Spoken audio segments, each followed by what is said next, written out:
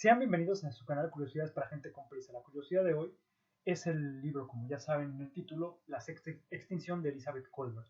Este libro, si bien no es un típico libro que sea de características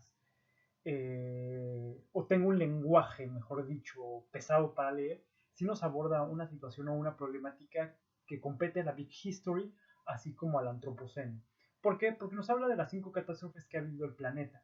Y la Big History narra esa parte, no eliminando el antropocentrismo o eliminando la parte central del ser humano como eje central de la historia, y lo abarca desde una perspectiva mucho más amplia, que es de las perspectivas que otros seres elementos no humanos pueden aportar o aportan dentro del estudio histórico.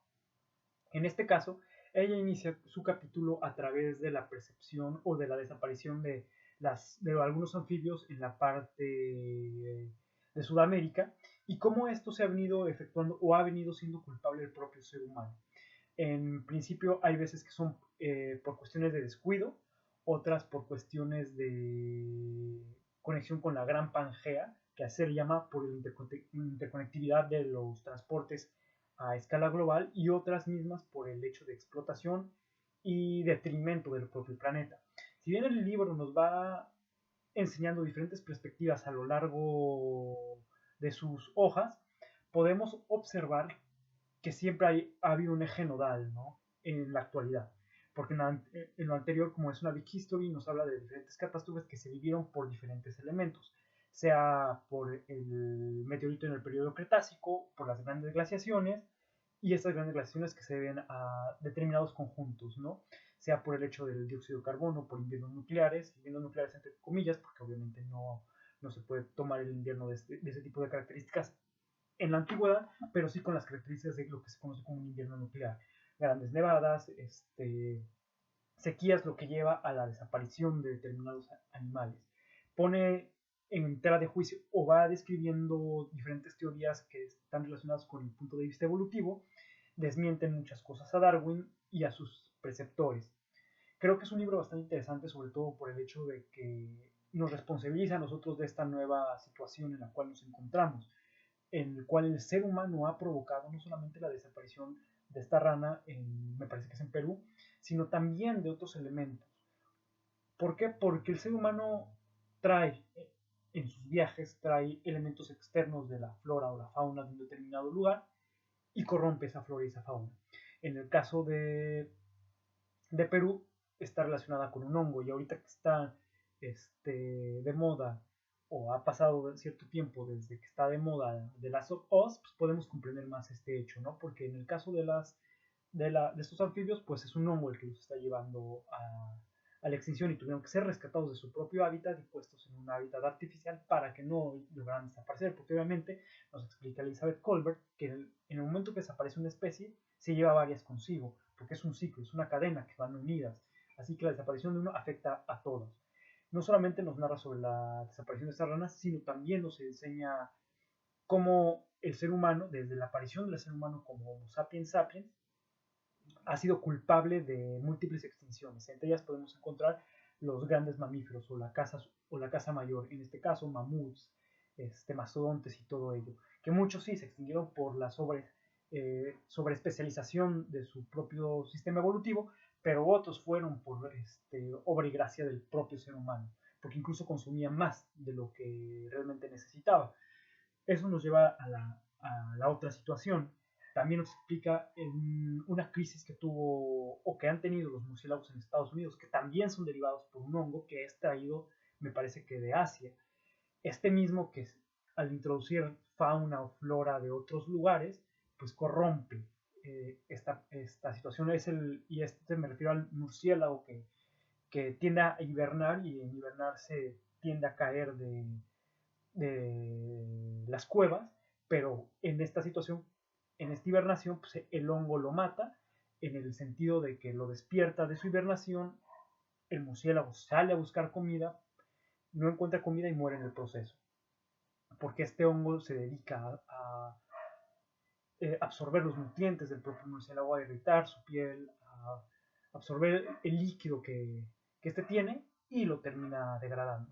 Esto mismo pasa también con otras criaturas. En este caso también hace referencia a los propios corales, sobre todo en el atolón de Bikini y todo ese tipo de elementos, de que el propio ser humano está acabando con ellos. Y si se acaban los corales, pues prácticamente se acaba una biodiversidad en el propio mar, y eso termina afectando también a la Tierra, porque con ello sería proclive a que existieran más algas y que este tipo de algas elevaran el índice de CO2 en la atmósfera, y esto mismo conllevara a crear las condiciones para un invierno nuclear. Invierno nuclear, otra vez entre comillas, porque es una acepción a un término que estoy utilizando tal vez de manera irresponsable, pero sí con ese tipo de patologías, ¿no? En los cuales, pues obviamente, los polos se derretirían, subiría el nivel del mar, muchas criaturas perecerían, y pues n cantidad de situaciones que llevarían al ser humano a su propia extinción. Habla de este tipo de elementos, habla también sobre la situación en la deforestación del Amazonas, cómo la deforestación aumenta la probabilidad y la posibilidad de que se carezca de lluvias en el momento de que dejan de existir determinados árboles o se eliminan ciertos árboles. Ciertos árboles me refiero a no un árbol en específico, sino un conjunto de árboles dentro de una misma zona, termina afectando las propias condiciones atmosféricas, termina afectando los propios ciclos de lluvia. También se ha demostrado cómo este tipo de elementos hacen las que propios cuerpos emigren, sean animales o sean plantas, y en este sentido que aparezcan árboles o plantas en zonas que antes no eran de su propia competencia, aparecen por búsqueda de nutrimentos o búsqueda del sol o búsqueda de agua. Este experimento ya lo narra, presenta datos y presenta cómo estos mismos se han ido observando desde diferentes etapas. También nos muestra cómo el antropoceno, con esa búsqueda de explotación, esa búsqueda teleológica del progreso, está llevando al planeta a sus propias problemáticas, a sus propias consecuencias de una avaricia o de una ambición desmedida.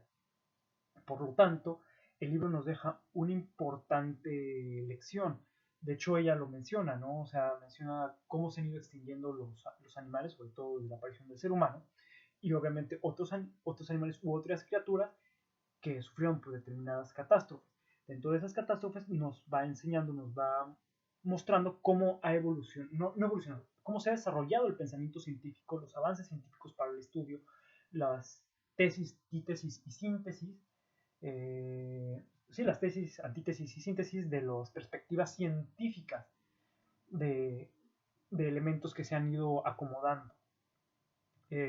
Cuestiones que Darwin sí tuvo la razón, cuestiones en las cuales no la tuvo, los elementos de la evolución del ser humano, no como aquello que se entiende de que el ser humano desciende del mono, ¿no? Sino que hay ciertas hibridaciones, ciertas relaciones, ciertas cuestiones o líneas de parentesco que nos pertenecen o nos enlazan. Son esos elementos los cuales hacen muy interesante el libro, pero que a través de esa imbricación de diferentes perspectivas hermenéuticas intelectuales podemos observar las causas y las consecuencias de lo que estamos viviendo en la actualidad, del uso desmedido de los combustibles fósiles, cómo se llegan a formar los fósiles, cómo se llega a saber la edad estratigráficamente de un determinado ser o elemento biológico ya fosilizado o cristalizado, así como también cómo esto se relaciona con diferentes etapas o catástrofes que han pasado dentro del propio planeta. Este libro es bastante interesante, creo que es un libro que se debe de consultar, y más si estás interesado o interesada en los cambios del propio planeta, del propio ecosistema, y cómo el propio ser humano es el responsable de esto. Aquí me apegaría a lo que dice Zizek, que no es que el cambio de una sola persona no afecta realmente a todo el entorno. O sea, por ejemplo, y no estoy diciendo que lo dejen de hacer, simplemente de que si uno deja de consumir popotes, eso no significa que vamos a salvar más peces. No, sino que realmente el cambio debería de venir de las empresas. Esos son los que son socialmente responsables, porque ellos son los que están produciendo todo eso. Y para eliminar el calentamiento global, eliminar los desperdicios, eliminar la basura, eliminar la contaminación de los mares, se debe de poner un alto a esto. No es que el ser humano per se individualmente deje de consumir, que también ayuda, pero no es la solución, sino la solución es directamente una conciencia de las propias empresas. Y esto nos viene apuntando Elizabeth Kolbert a través de me parece que son sus 147 páginas. Es un libro muy interesante, muy rápido de leer. La autora es muy buena describiendo, hace un análisis intelectual bastante interesante, bastante profundo. Nos muestra una perspectiva científica desde diferentes ramas. Hay una